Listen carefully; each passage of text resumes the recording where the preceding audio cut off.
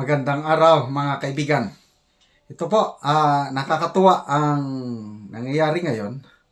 For the first time, itong si Fair Lady Maharlika, nagkaharap na interview niya na live stream si Attorney Vic Rodriguez.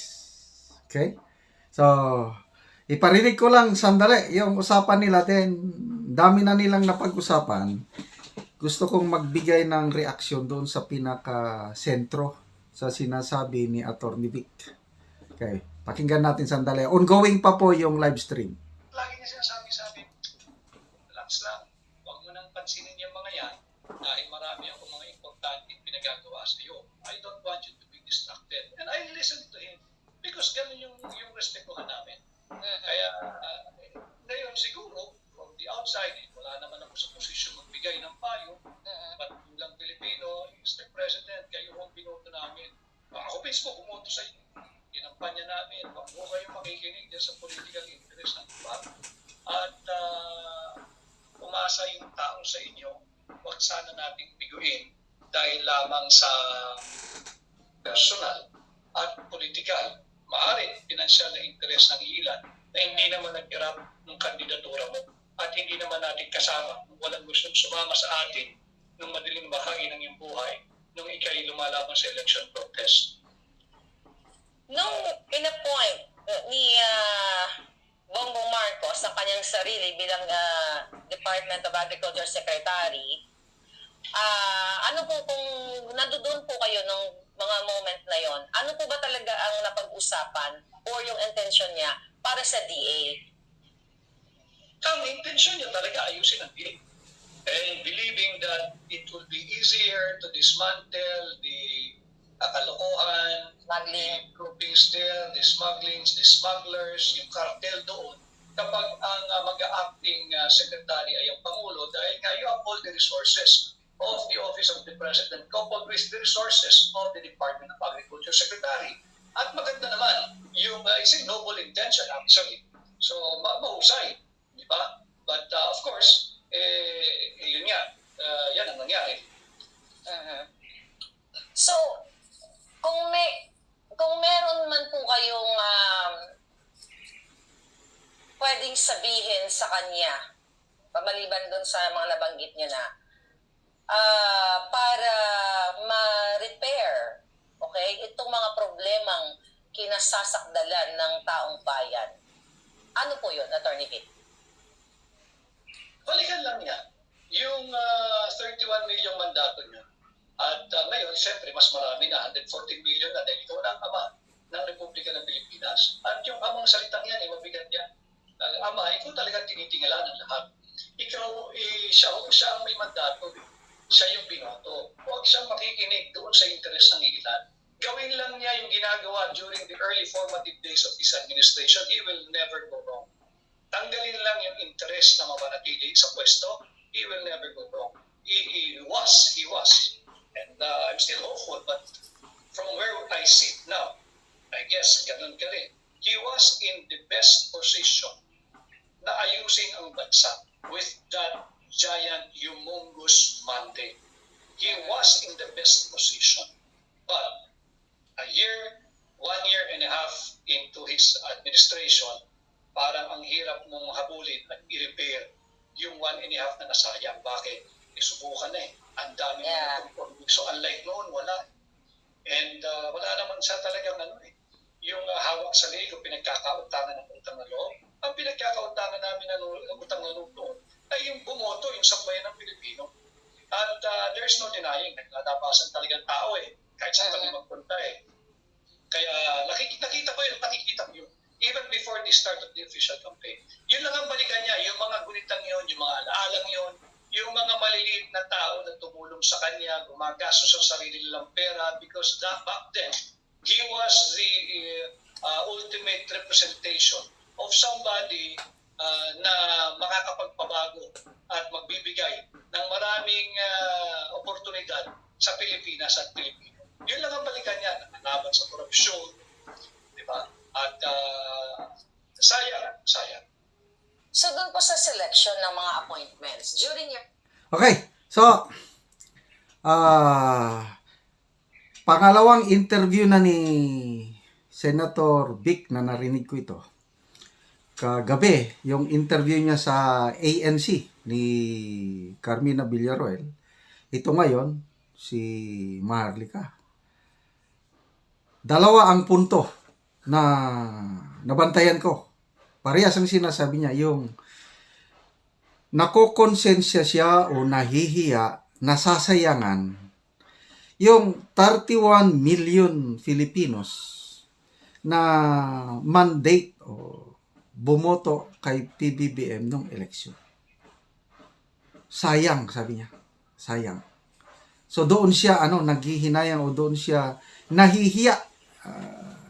That's the term na narinig ko sa interview niya sa kay Carmina Villaruel sa ANC. Nahihiya ko sa 31 million dahil kasama ako doon sa nangumbinsi sa 31 million na bumoto sa presidente. So, inulit, tinanong yan ni Maharlika, nakinig si Maharlika sa interview niya sa ANC, kaya tinanong niya kanina, yung nakokonsensya si Atty. Vic sa 31 million, yes, inulit niya, yes. Sayang.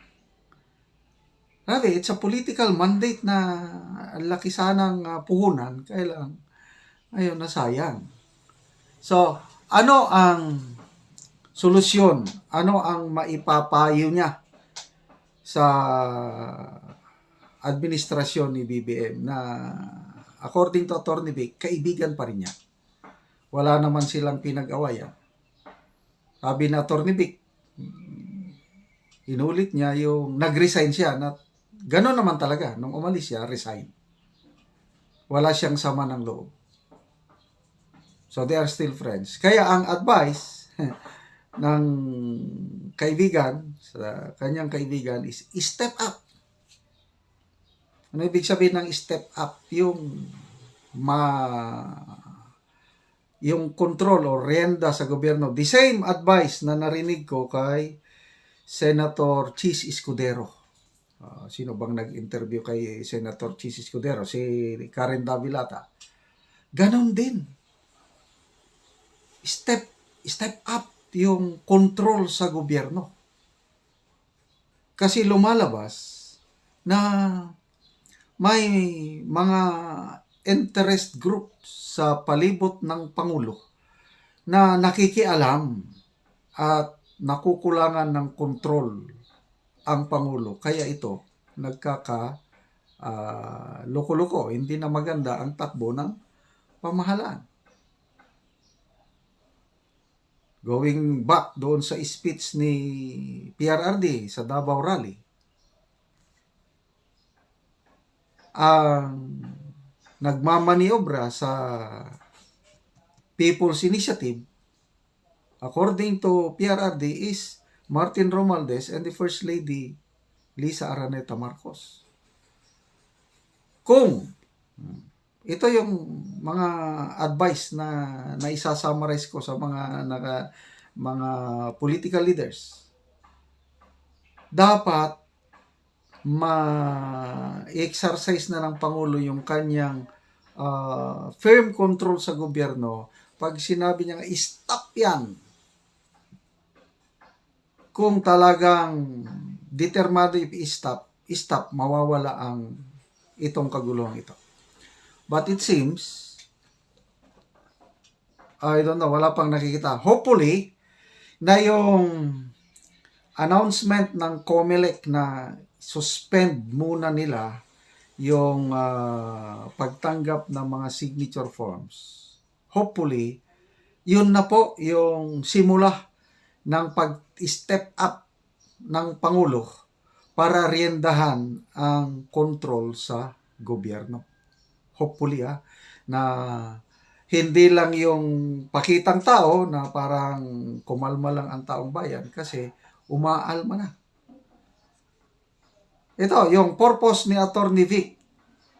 Bakit siya nag-attend sa Leaders Forum sa Davao? In-invite siya ng Duterte camp is as in his capacity as a Filipino citizen, pumunta siya doon para makilahok sa hangarin ng taong bayan na proteksyonan ang konstitusyon. Kasi lumalabas na may mga political forces na inaalipusta o wala nang respeto sa konstitusyon, kaya nagkakaroon ng People's Initiative na kaduda-duda. Nawawala na yung intent ng konstitusyon na naglagay doon ng People's Initiative. Isa sa mood pa lang, dapat purely People's Initiative. Ang nangyari, lumalabas parang political initiative. Anyway, congratulations sa Madam Maharlika.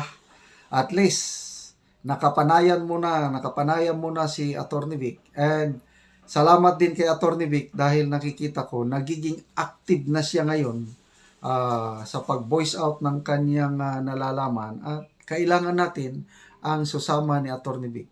Itong sunod-sunod na interview na napakinggan ko siya, talagang very full of wisdom, full of insights, full of respect.